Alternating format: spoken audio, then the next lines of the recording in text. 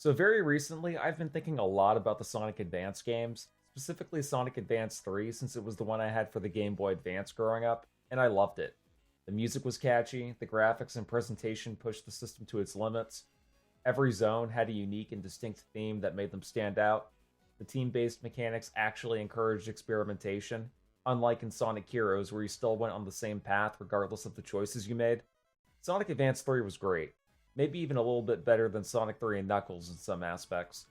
Now, that might be a weird thing to say, because I, and I'm sure a bunch of you guys as well, always considered Sonic 3 and Knuckles to be the best Sonic game of all time. Like, if you had to pick only one out of the dozens of Sonic games to call your favorite, Sonic 3 and Knuckles is always the go-to for most people.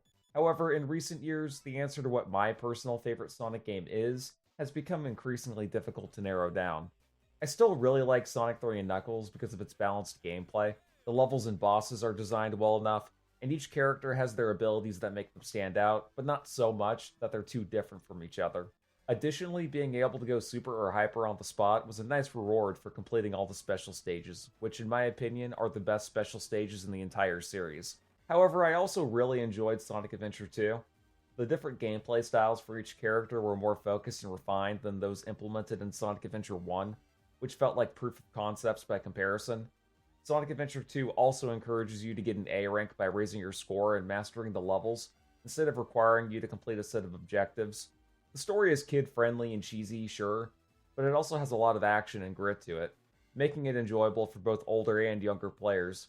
The characters have personalities that are ideally suited to them, and the music is a fantastic blend of alternative rock, rap, R&B, and synth. Let's be real here. When you think of the most memorable moments in the Sonic series, you aren't thinking of Sonic 3 and Knuckles, or Sonic Advance 3, or Sonic Adventure 1, Sonic Heroes, or Sonic Rush, Sonic Colors, or Sonic Generations. You're thinking of Sonic Adventure 2, because that game's story is the only one that Sega themselves seems to enjoy expanding upon. And the added Shadow campaign in the Sonic Generations remaster is proof of that. So I have to wonder, which of these three Sonic games is my favorite? Well, to a good chunk of the Sonic fanbase, the answer would be Sonic 3 and Knuckles, without hesitation, which I find a bit unfair to say. Despite the enjoyment of Sonic Adventure 2 and Sonic Advance 3 with many people, there have also been numerous fans and independent game reviewers on YouTube who believe these two games are horrible. Most of you are probably already aware that Sonic Adventure 2 has garnered its fair share of criticism on YouTube over the years. Still, something that's often less discussed is why people retroactively criticize Sonic Advance 3 back in the day. In fact, according to one YouTuber I used to watch frequently, Sonic Advance 3 marked the beginning of the Dark Age of Sonic, and I'm sorry, but nothing is being shown off here that makes me think Dark Age of Sonic. If anything, Sonic Advance 3 came off to me like the swan song of the adventure style era, while also improving upon the mistakes that Sonic Advance 1 and 2 had. Some people cry out that the level design in Sonic Advance 3 is atrocious and full of cheap bullshit. Oh, only the Sonic and Shadow stages in Sonic Adventure 2 were good, and da da da da da. Well, I like all the gameplay styles in Sonic Adventure 2, but the only levels I can't stand being Eternal Engine, Mad Space, and maybe Security Hall if I get unlucky. Let's be honest, every Sonic game, including our beloved Sonic 3 and Knuckles, has some cheap bullshit in it. Unless you were a fan of the inescapable death pit from Sonic 2, the rock monster boss in Sonic 3's Sandopolis Zone Act 1, the enemies in Sonic Advance 1 that pop out of the walls when going down on a submerging platform, or having to awkwardly stare at both screens when flying upwards on the propellers in Sonic Rush to avoid obstacles coming your way, which serves no purpose other than for Sega to brag about how cool the gimmick it was for the DS to pull off. Yeah, surely none of those things made people want to check a beer bottle at their wives and move to a motel. But God forbid Route 99 in Sonic Advance 3 has some spikes you need to watch out for, or an enemy you need to roll into, or a moving platform you need to pay attention to. Yeah, for some reason, whenever I'm watching a review of Sonic Advance 3 and they want to criticize the level design, they always show off footage of them sucking at Route 99. Alright, you get what I'm saying about Sonic Advance 3 being a fantastic game now. I beat that dead horse to a pulp. So, now I want to ask a straightforward question. If a game you enjoyed playing through gets so much hate from other fans of that series to a point where you think it's completely unjustified, what even counts as a bad game anymore? While a lot of people on YouTube enjoy talking about their favorite Sonic games, their least favorite Sonic games, and rank their favorite Sonic games from worst to best for various subjective reasons, I never really see anyone try to examine how many bad Sonic games objectively exist. And when I say objectively, I mean more so like how many Sonic games out there are just undeniably bad. Like, if you were to play every quote unquote bad Sonic game that everyone says is shit, which ones would you think are actually bad and how would you quantify that? That's essentially what I want to talk about in this video. I want to go over in autistic detail the 5 bad Sonic games that I think are actually bad and worth all the hate, and later go over why hating on any other Sonic game is mostly a waste of time. So, this isn't exclusive to the Sonic series, but every long-running franchise that has been going on since the 80s and 90s has a good chunk of what I like to call whatever titles. With Mario, this would be games like Mario's Early Years, Preschool Fun, Super Mario 3D Land, Mario Tennis Aces, Hotel Mario on the CDI, and all the shovelware new Super Mario Bros. Games. With the Final Fantasy series, this would be games like Final Fantasy The Four Heroes of Light on the DS, Final Fantasy IV The After Years, Final Fantasy 15 Pocket Edition, and Dirge of Cerberus. And specifically with Sonic, this would be games like Sonic 3D Blast, Knuckles' Chaotix, Sonic 4 Episode 2, and this might actually shock some of you guys, but even Sonic 1 on the Game Boy Advance and Sonic Boom Rise of Lyric would be whatever titles too. You might have heard of some of these games before because you watched the top 100 worst video games list from back in the day, or a YouTuber who dedicates their channel to one series made a video discussing a few of them. Still, on an objective level, the games I listed from these franchises are all flawed, whether due to rushed design, shoddy programming, time constraints, or laziness. And I want to emphasize, I'm not arguing we shouldn't call these games out for that, but at the same time, nobody was expecting these games to keep us on the edge of our seats either. They were all budget titles or B projects that took a risk trying to do something different. I mean, sure, if a game like Sonic 1 on the Game Boy Advance is so horrible that you can't help but express your hatred for it, then do whatever you want, I suppose. But it's not a bad Sonic game. It's a bad port of a good Sonic game because the hardware on the Game Boy Advance wasn't as strong as the hardware on the Genesis, making the criticism you're giving it feel more sensational and melodramatic than it needs to be. As for Sonic Boom Rise of Lyric, the logic is similar. It was a Sonic game exclusive to the Wii U, where development was outsourced to an obscure studio with former Naughty Dog employees, and they were given an unrealistic deadline to complete it. So, not only was the game full of glitches and bugs, but it played nothing like a Sonic game because it was made by a bunch of washed-up Jak and Daxter devs who were ignorant to what made Sonic games good. And it was released exclusively for a system that barely anybody owned. With all these facts in mind, did you really care if Sonic Boom Rise of Lyric was going to be good or not? I sure didn't. And I certainly wasn't going to buy a Wii U for a Sonic game that doesn't play anything like a Sonic game, that's for damn sure. Now, there are also long-running franchises with games that I like to refer to as diamonds in the rough. This would be games like Super Smash Bros. Brawl, Mega Man X8, Doom 3, and as far as Sonic is concerned, since he's the subject of this video, Sonic 1 on the Game Gear, Sonic Lost World, and Sonic R. These games all have some issues in one way or another. They could be clunky, hated on by other fans, have a weird direction that feels unnatural for their respective franchises, maybe a little quirk here and there, but when you tune out all the noise of people hating on them, and just play these games for what they are instead of relying on any preconceived expectations, you have fun. And any flaw that someone warned you about feels extremely petty. Sure, you wouldn't say that they were the best games in the franchise, but you like some of what you experienced in them. Now, with all that out of the way, I want to ramble about the 5 Sonic games that are objectively bad and analyze them. Not 5 Sonic games that might be bad for some, or 5 bad Sonic games that could easily be shrugged off. I'm talking about 5 Sonic games where all you have to do is just look at them, and you can tell there's no excuse for how bad these games are, other than sheer stupidity, incompetence, or just general mismanagement. And the only reason why you would go around saying these games are good is if you're so blinded by nostalgia that it warps your perception of reality. So if you are looking forward to me ripping into something like Sonic Riders, or Sonic N, or Sonic Forces, then prepare to be extremely disappointed. But if you're bored, looking for a good video to put on your second monitor while playing a game, or you're just curious about what I think these 5 objectively bad Sonic games are, then this is the video for you. So back in the late 2000s, Sonic games were in a very rough spot, as a good chunk of them were being blasted by critics. Sometimes deservedly so, but most of the time, the games were being mistreated, with Sonic Unleashed being the most notable example, given the scathing reviews it received despite its high quality and production value. Sonic 4 Episode 1 is one of the weird outliers where critics loved it, but fans weren't exactly impressed, and looking back it's easy to see why. For starters, just take a look at this presentation and how much of an eyesore it is. The character sprites and enemies have a peculiar style, where they appear to be 3D models, but the 3D models themselves are still animated as if they have a 2D skeleton. As a result, everything looks unnatural and more sluggish than it needs to be. Meanwhile, the levels themselves look like they were made out of Vaseline-coated rubber, and the backgrounds look oddly photorealistic.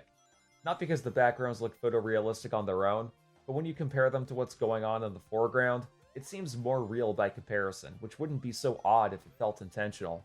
Yeah, overall, Sonic 4 Episode 1's art direction is all over the place, looking like a Trojan horse disguised as a Sonic fan game you would download from Softonic onto your mom's computer when you were 12.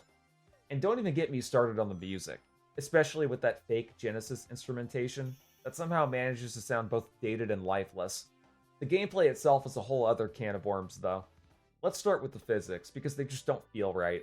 Sonic floats, slides, and accelerates in a way that completely breaks the flow that made the original so satisfying. Rolling down a hill no longer builds momentum the way it used to. The spin dash feels neutered. Even simple jumps feel wonky. It's like someone looked at all the old Sonic games but didn't understand why they were fun. The zones themselves are modeled after classics like Green Hill and Casino Night, but they're shallow copies. There's very little in the way of meaningful alternate paths or rewarding exploration. Instead, there's an over-reliance on automation. Bounce pads, springs, rows of enemies that only serve as homing attack fodder, and boosters. These things are all over the place, requiring very little thought from the player to complete each level. It often feels like the game knows that the physics are trash, handling the momentum for you rather than encouraging the player to experiment. So why were critics back in the day kissing this game's ass again? Well, I can only speculate, because it's not like gaming critics have ever colluded with each other to praise a game and collectively bash gamers unfairly or anything. That would never happen.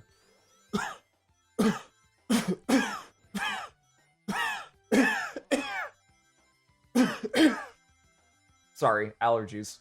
I guess it's because back then Sonic games were reviewed so negatively that anything resembling a classic 2D Sonic game would be seen as a gift from God by gaming critics. But really, all that proved to me is that these gaming critics had only surface-level knowledge of what makes a 2D Sonic game good or bad. They had NPC logic, just blindly saying 2D Sonic good, 3D Sonic bad, when that's not the case at all. Overall, you should avoid playing Sonic 4 Episode 1 unless you're a Sonic fan who just has to get it out of your backlog. Yeah, this one should be an obvious pick because of how much of a failure it was. While the music for this game was great and the presentation was passable for the year it came out, everything else was a complete and total dumpster fire, with numerous YouTubers using it to make s'mores, and now I'm no exception to the rule. Although in more recent times there are some people out there who actually defend this game, mostly the Gen Zers who grew up playing it when they were young, but most of the reasoning I've heard from these people, it comes off like excuses that don't make any sense, like, Sega rushed it out the door for the 15th anniversary. The game had ambition behind it. Sonic Team was split up during the development of Sonic 06, with the other group working on Sonic and the Secret Rings. The game is fine, it just had some glitches that could have been ironed out. The game would be seen as a masterpiece if it had more time in the oven. Yeah, well, woulda, coulda, shoulda.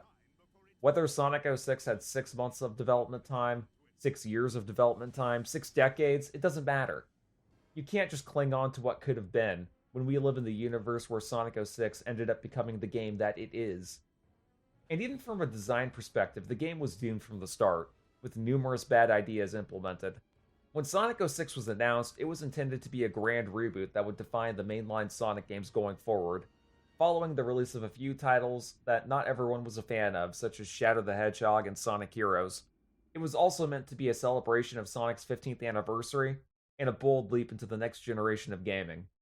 Unfortunately, it offered so little, yet promised so many things that I rarely hear anybody talk about, like day and night cycles, Super Sonic being playable in stages on the spot, Metal Sonic having his own story, and a whole bunch of other things left on the cutting room floor that hackers were able to find by combing through the data on the game itself. When there was a playable demo of Sonic 06 at the Tokyo Game Show, everyone was hyping it out the butthole so hard that it's no wonder people look back on the game with such distaste, becoming one of the most infamous failures not just for Sonic fans, but for gaming in general. The gameplay was intended to be an evolution of the Sonic Adventure games, but it instead became a distortion of what made the adventure games so enjoyable.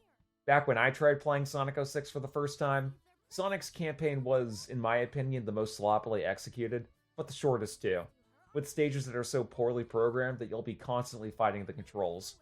For one, he runs so slow, he can't cancel out of a spin dash, he has scripted speeding sections where you can't move after you jump, he gets mopped all over the place when fighting Silver, who can just perpetually stun him. His gem abilities are completely broken, allowing him to jump over everything till the end of time. Like, holy shit, how do they screw up the moveset so severely for the main fucking character? Then I had to play through Silver's campaign, and yeah, I have no idea why someone like Silver even belongs in a Sonic game to begin with, since he runs so slow and can only attack with the psychokinesis powers when there are objects or smaller enemies around him. This made fighting enemy mobs feel so claustrophobic, as more often than not, you could be fighting 10 enemies at once and not be able to intercept their missiles to fire back at them due to the overwhelming amount of action on screen, resulting in a death that feels like it's the game's fault more than yours. Shadow's campaign was similar to Sonic's, except instead of having auto-run segments where you can't move after jumping, you have to use vehicles that flip you over and toss you around like you're starring in a Gmod video from 2013. And because Shadow is more focused on fighting enemies, prepare to hit the X button a bajillion times ad nauseum. Then there's the story. It's needlessly convoluted, loaded with melodramatic dialogue, and leans way too much into being super serious that at a certain point you need to put on the They Live glasses and ask yourself, why am I playing a game where a white cartoony hedgehog with a pot leaf on his forehead is contemplating over whether or not it's okay to kill someone? Of course, there's the infamous moment I'm sure most of you know about where a human princess kisses Sonic, and yeah, it's one of the most uncomfortable and bizarre scenes ever in a Sonic game, or really any game. Like, for God's sakes, his head is bigger than her body. There are other things I can discuss, such as characters not being well animated, as if they're stuffed animals or something. Sure, previous Sonic games like Sonic Adventure 2 were animated like they were marionettes on a string, but at least there they showed more emotion and were way more expressive. Here, everyone just looks dead.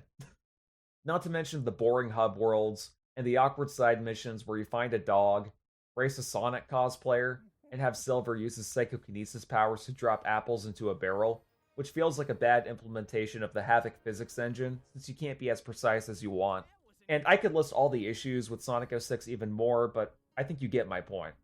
Sure, the game has flashes of potential here and there. The environments can be striking in concept, and the orchestral soundtrack is genuinely solid, but none of it saves the reality of what players will experience. It's clear that Sonic 06 was not only rushed to meet a deadline, but it was doomed from the start, given the numerous bad ideas that were implemented, and as a result, the game is not just flawed, it's broken at a fundamental level. Released in 2007 as one of Sonic's first forays onto the Wii, Sonic and the Secret Rings aimed to translate the Blue Blur's 3D gameplay by placing him in an on-rails Arabian Nights-inspired world, complete with magic, genies, and Knuckles playing the role of Sinbad. You know, Sinbad the Sailor, not the shitty comedian from the 90s. Unfortunately, while the concept of Sonic and the Secret Rings had potential, the execution makes for one of the most frustrating and forgettable entries in the franchise. The game's biggest problem is immediately apparent: the motion controls. Instead of using the Wii's nunchuck for analog movement, you are forced to hold the Wiimote sideways and tilt it left or right to steer Sonic in an awkward way that makes platforming nearly impossible. Even basic actions such as stopping or reversing feel clunky and inconsistent. Sonic is locked into a constant forward movement, making it feel less like a platformer and more like a glorified auto-runner. The sense of speed is there, but it doesn't come from building momentum or skillful movement. It comes from being pushed through a narrow corridor with little input. And when the game does expect precision, it punishes you with unresponsive jumps, disorienting camera angles, and poorly placed obstacles. The level design, unfortunately, does not help. Most stages rely on trial and error, not because they're challenging in a rewarding way, but because they're riddled with blind hazards and instant death traps. The story is serviceable at best. Sonic is pulled into the world based on stories from 1001 Nights, and while the premise is creative, the narrative lacks the compelling elements necessary to carry the experience. To the game's credit, Secret Rings has a solid soundtrack, but even that got repetitive. When I heard the main theme of this game as a kid, I thought it was fine. Not as generic as Reach for the Stars or Endless Possibilities, but not as good as Open Your Heart or Night of the Wind. However, after attempting to play this game on my Wii, the music physically hurt me enough to make me turn off the game and never want to play it again after the second zone. Yes, I actually did own this back in the day when I was into collecting physical games. And let me tell you something, the number of times I heard, "Make Believe's Reborn!" myths and mind rethought, made me conclude that it is the worst main theme of any Sonic game. That's not just me stating my opinion, by the way, it's an undeniable fact. If you think I'm wrong, I dare you to bring up another main theme from a Sonic game that's worse. In the end, Sonic and the Secret Rings feels like an experiment built around gimmicks rather than thoughtful design. It sacrifices control, precision, and fun for the sake of novelty, resulting in a game that feels more like a tech demo than an actual return to form. Now, for those of you who haven't been following my channel for a while, I did do a Let's Play of Sonic and the Black Knight in the past. I want to say it was somewhere around June or July of 2024 when I beat the whole thing. And in case you were curious, I was playing it on Dolphin by connecting a Wiimote and nunchuck to a USB sensor bar, which allowed me to play the game under more authentic conditions. The graphics were fine for the Wii, the music was amazing, and the story, while nothing Oscar-worthy, was still fine for what it was. However, the thing that made me really despise Sonic and the Black Knight was the gameplay and how unresponsive it was. That's the whole issue with the Sonic Storybook games. Frustrating controls and broken gameplay. Much like Sonic and the Secret Rings, Sonic and his friends get sucked into a fairy tale land, this time being based around the story of Arthur instead of stories from 1001 Nights. The levels are on rails again, and you really only go through one path, but thankfully they ditched the sideways Wiimote motion turning gimmick in favor of slightly more traditional controls. But there are still motion controls with how you attack, forcing you to waggle the Wiimote around to swing your sword. And sometimes it works, but more often than not, you're going to be redoing a lot of stages because of how much the game won't register your movement of the Wiimote. In theory, combining Sonic's speed with melee combat could be interesting.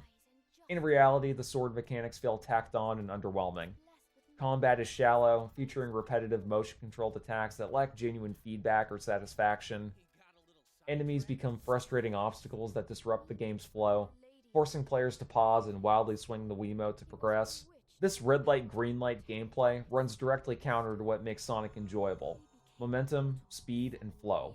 Instead of racing through environments, you're constantly halted by combat sequences, awkward platforming, or poorly implemented mission objectives. The motion controls are imprecise and often unresponsive, making what should be simple interactions like parrying or targeting enemies feel like chores. Level design is a mixed bag. Some areas show glimpses of traditional Sonic fun, with a sense of speed, but most are linear slogs filled with repetitive enemies and recycled assets. The game attempts to offer a sense of progression through item collection and alternate characters such as Knight versions of Knuckles, Blaze, and Shadow, but they each play more like reskins rather than adding any significant gameplay variety. So yeah, the Sonic Storybook games aren't a horrible idea. In fact, it would be kinda cool for Sega to try and reboot this concept, adapting stories like Dracula or Alice in Wonderland. But as these games stand, they're just awful, and they're also really short. You can plow through them both in half an afternoon if you know what you're doing. So, I like RPGs. The first video game I ever played was Kingdom Hearts 1 on the PS2 after all. And eventually I would get into other franchises like Pokemon, Chrono Trigger, Final Fantasy, Shin Megami Tensei, Ys. Besides platforming and third-person action games, I am a nerd for RPGs. And Sonic Chronicles: The Dark Brotherhood is right up there in the RPG Hall of Shame, next to Final Fantasy XIII, Last Rebellion, and Hyperdimension Neptunia 1 as being one of the worst RPGs I tried slogging through as a teenager. And it's weird in so many different ways, I don't even know where to begin. I guess I can start by saying BioWare developed it. You know, that puny, limp-wristed indie developer that made those hipstery, off-the-beaten-path budget titles you might have heard of, like Baldur's Gate, Star Wars, Knights of the Old Republic, and Mass Effect, just to name a few. Yeah, Sonic Chronicles: The Dark Brotherhood was made by a reputable developer with a team of people who were fans of Sonic, or at least claimed to be anyway. They were even able to get Richard Jacques, a longtime composer for not only the Sonic games, but also the Jet Set Radio games, the Mass Effect games, and Little Big Planet. So how did things go so wrong with this game when it was made by a bunch of talented people? Well, saying that BioWare made this game is a bit of a bait and switch. Technically speaking, it was made by the same company that released games like Baldur's Gate and Knights of the Old Republic, but it was made by their B team. That's still no excuse, by the way. If Sega advertised one of their games as being developed by BioWare, people should go into it expecting it to be of BioWare quality without having to second guess anything. So yeah, I'm sure somebody in the marketing team got fired for that blunder. While it was true that the devs who worked on this game were Sonic fans, they weren't used to such a narrow deadline imposed on them by Sega. As a result, what you see is merely an unfinished product. not because the devs did a bad job, but because Sega was being really stingy. And it's evident from the presentation, which is absolutely horrible, with flat character art, ugly 3D polygons, and cutscenes that look like a Flash game I should be playing on my computer for free, not on the Nintendo DS for full price. They also had to cut out some things. For example, the music. BioWare had a full OST made, but right before the release of the game, they had to rip it all out because of legal issues. This, along with an obvious time constraint, prompted BioWare to utilize pre-existing MIDI files from earlier Sonic games on various Sonic fan websites to replace most of the soundtrack. They even used an unfinished custom sound font, which made some instruments and specific songs completely non-existent. They had to accomplish all of this in less than a week, by the way, because this all happened within a week before launch. But like what I said about Sonic 06, I don't care about what the game could have been, I have to judge it for what it is. Whether Sonic Chronicles The Dark Brotherhood was bad because it was given a strict development time that the BioWare developers weren't accustomed to, or because Sega mismanaged the development horribly, it doesn't matter. If you want my personal opinion, it's the latter, not the former, but it's still a shit game regardless. It's good in concept, but that's such a vague way of defending something because anything is good in concept. Lobotomies were a good idea in concept. NFTs were a good idea in concept. Smell-o-vision was a good idea in concept. Pop-up ads were a good idea in concept. A grill being powered by your car's exhaust pipe was a good idea in concept. It's not like people create things just to see them fail, but sometimes those good ideas just aren't executed properly for the most stupid reasons. Anyway, let's talk about the gameplay. At its core, Sonic Chronicles is a bare-bones RPG with dragged-out turn-based combat and stylus-based minigames for everything. While this might sound engaging at first, the combat quickly becomes annoying. If you want to heal your party, you need to do a minigame. If you're going to do a special move, you gotta do a minigame. If you want to do something as simple as running away from a fight, you need to do a minigame. And if you miss those stylus taps, it fails and you gotta do it all over again. Imagine if in Super Mario RPG or Legend of Dragoon, failing the QTEs resulted in your move being unsuccessful, rather than causing less damage. That's essentially what you'll be dealing with here. Not to mention everything from the menus, battle UI, and moving your characters in the overworld is done with the stylus. And while I appreciate that the devs were willing to delve deep into Sonic's history, referencing older elements in the Sonic franchise to create compelling lore, I don't think that a franchise like Sonic works well with typical RPG tropes and character progression. You can make characters like Sonic act and talk however you want throughout the game, but it doesn't have any real lasting effect because he's still going to be how Sonic always is. Same goes for all the other characters too. There's also some bullshit with this game involving a man who's pretty infamous in the Sonic community, but I think I'll wait until the following video I plan on making before I talk about him. The point is, this game is never going to get a sequel, it's ugly to look at, ugly to listen to, and ugly to play, making it one of the worst Sonic games ever made. So ultimately, these are the 5 Sonic games that deserve all the hate they got. As a Sonic fan, I've seen people trash talk games like Sonic 3D Blast, Sonic Labyrinth, Sonic R, and talk about the alleged horrors of titles like Sonic Riders, Sonic Advance 3, Sonic Unleashed, Sonic Lost World, and Sonic Forces. But while those games might not be fun or engaging for everyone, they function exactly as intended and offer some unique experimentation. I can imagine being a kid in the 90s having fun playing Sonic Labyrinth or Sonic 3D Blast, or being a kid in the 2010s having fun playing Sonic Lost World or Sonic Forces. Of course, this should go without saying, but I don't need to imagine being a kid in the 2000s having fun playing Sonic Riders, Sonic Advance 3, and Sonic Unleashed because, well, I was that kid. And I think sometimes a lot of these so-called bad Sonic games are just trying to do something different and shake up the Sonic formula every once in a while. That's what I like about the Sonic series. Sega is still willing to take risks with the Sonic IP, despite having a tried and true standard. And this is a philosophy that I think more developers should take inspiration from, instead of being like Sony or Ubisoft, where they just do the same thing over and over again and expect you to be amazed by it. A lot of people want to see Sega make a Sonic Adventure 3 or stick to the Sonic Generations formula for the foreseeable future, but what a lot of people forget is that the Sonic Adventure games wouldn't have existed if it weren't for the development hell that Sonic Extreme went through, which was supposed to release for the Sega Saturn before being cancelled. Hell, even Sonic Adventure 1 had very experimental mechanics that would be refined for Sonic Adventure 2. As far as Sonic Generations is concerned, it wouldn't have existed if it weren't for the daytime stages in Sonic Unleashed, which were also heavily inspired by Sonic Rush, a handheld spin-off title. If you liked the remaster of Sonic Generations and thought it was way better than Sonic Frontiers, well, ironically enough, you have Sonic Frontiers to thank for the added Shadow campaign. You cannot say the same things about the 5 Sonic games I ranted about in this video because they play horribly and added no value to the overall Sonic franchise. There isn't a single Sonic game that was inspired by or tried to expand upon what these titles brought to the table, because no one would miss them if they never happened. Sure, some of them might have good music or a good nugget of an idea here and there, but gameplay-wise, I can't imagine anyone having fun with them unironically. Sonic 4 Episode 1 tried to reinvent the classic 2D Sonic formula, but fumbled hard. Sonic 06 tried to reinvent the Sonic Adventure formula, but fumbled hard. The Sonic Storybook games tried to utilize the Wii motion controls as a gimmick, but fumbled hard. And Sonic Chronicles The Dark Brotherhood tried to make a Sonic-themed RPG, but fumbled hard. So, I'll see you guys in the next video. Peace out.